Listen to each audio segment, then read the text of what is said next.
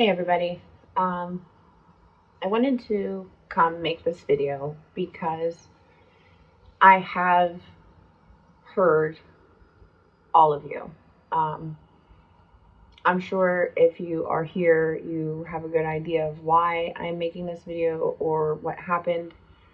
If you don't know what happened or you did not see the situation yesterday, um, you know, I said and did some things that I never should have done.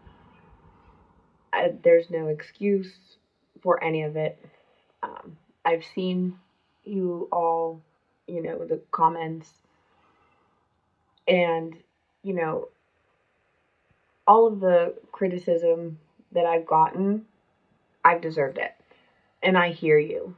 And I've seen so many comments of so many of you who supported me and said they still support me, but they're glad that I decided to make the right decision and take that video down and address it. And that's what I want to do. I want to address the fact that I screwed up. I said things out loud that shouldn't have been said in front of anyone. That should have been between me and my, working things out. I know that a lot of people noticed the difference in the way I was yesterday. Um, Mainly because I didn't even want to be talking about it. I thought it was important because there was information in there that was um, pertinent to, her having been arrested and, a probation situation and a child endangerment charge. I thought those things were important, and unfortunately, they got all that got lost in amongst the huge mistake that I made going into that live. It's unfortunate, and it's, I shouldn't have done it. I know that when I make a mistake, especially on this platform, in front of so many of you, I have to own that mistake and I have to take responsibility from it and I have to learn from it. It's that simple. There's no excuse, there's no reason, none of that. I just shouldn't have done that. And I'm really, really sorry. I'm so sorry. You all deserve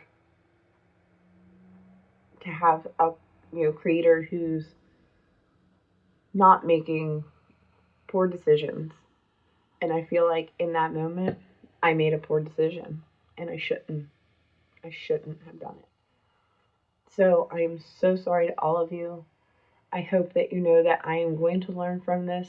I will learn from my mistakes and I will grow from it. And in this situation, there's nothing I can do to change it, but I can promise you all that I will not make that same mistake again. And I will not ever intentionally or unintentionally make a mistake that could harm and hurt people the way that could have and may have done. One other thing I want to address just very quickly. In that live, I took a comment that was made and I was, upset by it. That person reached out to me and explained the situation, but the comment wasn't meant for me. And I called that person out in mistakenly thinking it was about me and what I was saying. And I want to say that I'm so sorry to that person. I am so sorry. I'll never be doing that again because it is so hard to read a message or it's so easy to misconstrue a message in that way. And that's exactly what I did. And I got upset and I called them out. And I never should have done that. And I won't ever do that again. That's not right. And I'm so sorry to that person. I will leave you all with an important message from all of this. Everything that we've done in all of this, there's an important message in all of that. And I'm going to close this video out with that. As far as this goes, I'm not going to be discussing her any longer.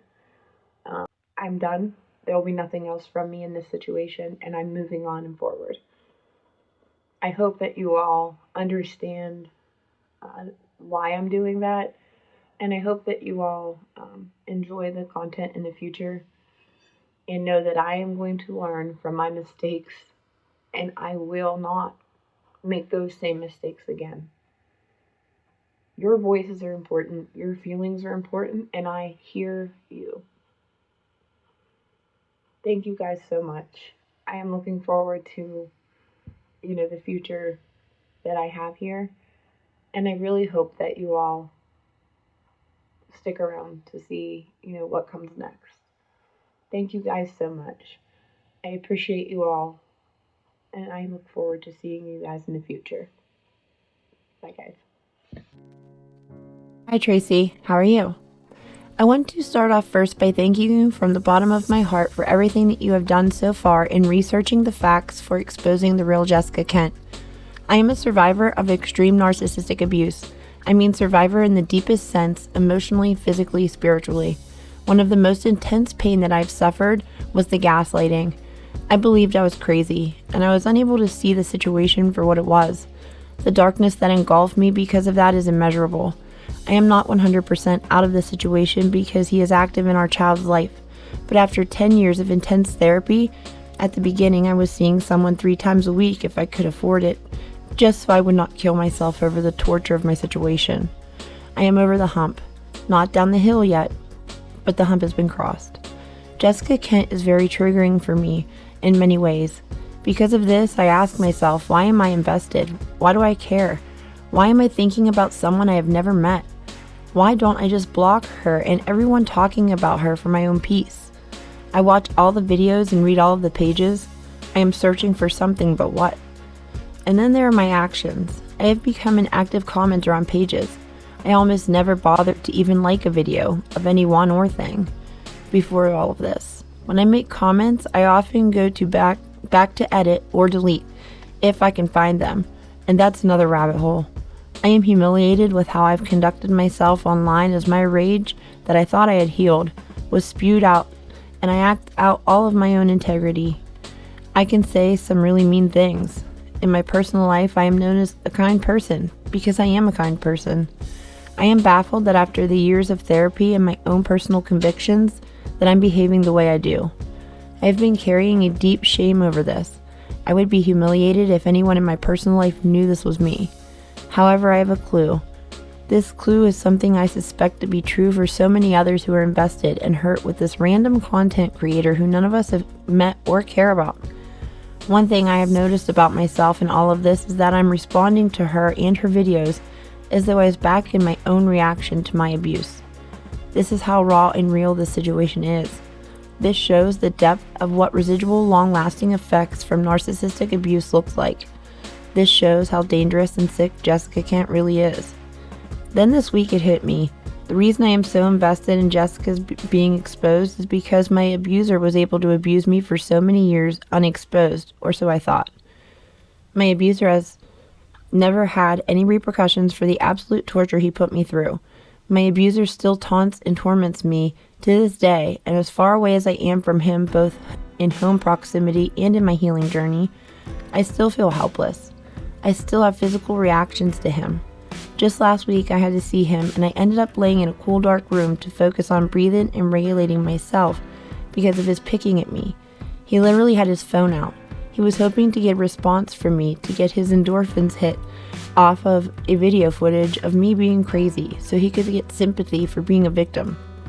To watch in real time someone who so closely resembles my child's father be held accountable as much as we've been able to do for her actions, for all of the pain and suffering that they cause people, gives me a hope that I didn't know I desperately needed to continue to heal. So many parallels with these two. Classic narcissism at its finest. My therapist told me once off the record that my abuser was one of the worst cases of narcissistic abuse that she had ever encountered in her 35 years of talk therapy. He has gotten away with absolutely everything and continues to hurt people and exploit people, and while just everything Jessica Kent is. I have been writing and rewriting this letter because I don't know how much personal information is relevant to the reason I am writing to you. I guess at the end of the day, what I want you to understand is that you're my hero. I want to tell you that you are doing the work of a warrior. I know you have had to suffer from this. I know you question yourself in all of this. I know that you have put your sanity and your mental health and your reputation on the line to do this. I see you. I recognize that. And I deeply, deeply appreciate it from the bottom of my heart.